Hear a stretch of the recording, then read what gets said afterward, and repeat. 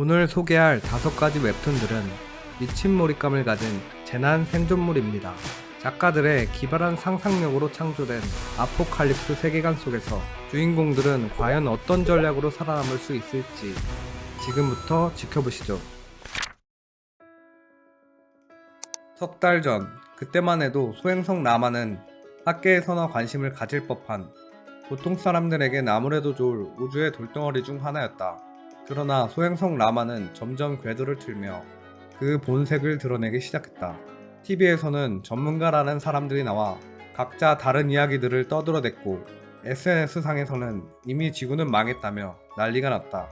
그리고 장담하던 수천 발의 핵폭탄 폭격마저 소행성의 궤도를 바꾸는데 실패한 뒤 인류는 다가오는 종말을 손 놓고 지켜볼 수밖에 없었다. 그렇게 지구의 멸망과 함께 철수는 사망했다.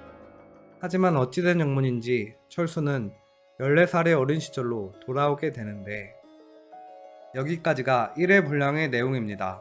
소행성 충돌로 인한 인류 멸망 시나리오와 그런 절체절명의 위기 속에서도 권력자들은 정치 싸움을 하며 자기 이익만을 우선시합니다. 그 덕에 정작 제대로 된 대책들은 시행되지 못한다는 설정은 영화 돈룩업을 떠올리게 합니다.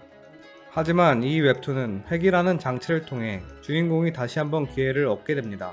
철수는 중학교 시절로 돌아가게 되고 뜻이 맞는 동료들을 사귀기도 하며 본격적으로 소행성을 막기 위해 고군분투하게 된다는 내용입니다. 과학적인 설명들로 더욱 실감나게 만드는 작품 철수를 구하시오입니다.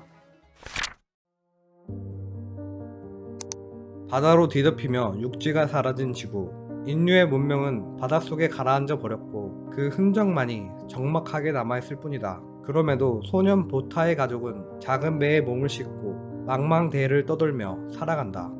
국내 웹툰 역사상 최상위권에 드는 고퀄리티 작화를 보유한 이 웹툰은 보고 있으면 마치 지브리 스튜디오의 애니를 보고 있는 것 같은 착각이 듭니다. 뿐만 아니라 스토리나 설정들도 탄탄하고 액션 연출은 독자를 매순간 쫄깃하게 만듭니다.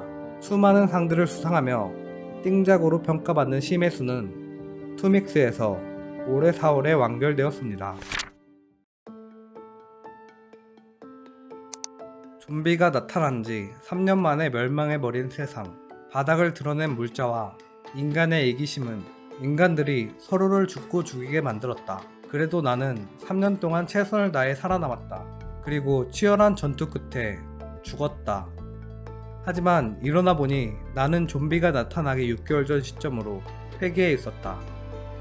먼치킨 주인공의 시원시원한 사이다 액션, 빠른 복선 회수, 사건과 장소가 서로 유기적으로 맞물리는 연출, 그리고 아포칼립스 장르 특성상 어느 정도 내빼고 보는 측면이 있는데 반해 이 작품은 무기 묘사 디테일이나 미장센, 서사적 측면에서 거의 흠잡을 데가 없습니다. 게다가 일반적인 좀비들만 등장하는 것이 아니라 변종 좀비 등 흥미로운 설정 등이 있고 사건마다 수많은 인물들이 등장하는데도 캐릭터가 살아있어서 헷갈리지가 않습니다. 개인적으로는 좀비물들 중 영화 드라마를 합쳐도 충분히 한 손 안에 꼽을 수 있는 수작이라고 생각합니다. 장담컨대 1편을 보면 무조건 끝까지 보게 될 작품 리턴 서바이벌입니다. 서울로 수학여행을 온 연우는 평소 짝사랑하던 같은 반 소영과 친해질 수 있다는 생각에 설렌다. 그때 연우네 반 앞에 나타난 정체불명의 세포들. 접촉하면 감염자를 흉측한 모습으로 변이시켜버리는 세포들 때문에 연우와 같은 반 친구들의 수학여행은 지옥으로 바뀌어 버리는데 과연 연우는 무사히 서울을 벗어날 수 있을까? 21세기 서울을 배경으로 한 재난물. 대중성을 겨냥한 듯 다소 급식스러움이 묻어나기도 하는 분위기는 호불호가 갈리기도 하지만 그럼에도 높은 긴장감과 몰입감을 주는 작품입니다. 평소에 재난 스릴러 장르를 좋아하시는 분들에게 추천합니다. 네이버에서 63화까지 연재되어 있습니다. 천재소년 강마루가 보기에 지구온난화로 인한 인류의 멸종은 자명해 보였다. 마루는 인류의 멸종을 막기 위해 그리고 사랑하는 이들을 지키기 위해 프로젝트 홀리데이를 실행한다. 이태원 클라스의 작가이기도 한 조광진 작가는 신작의 소재로 지구온난화라는 현실의 문제를 가져왔습니다.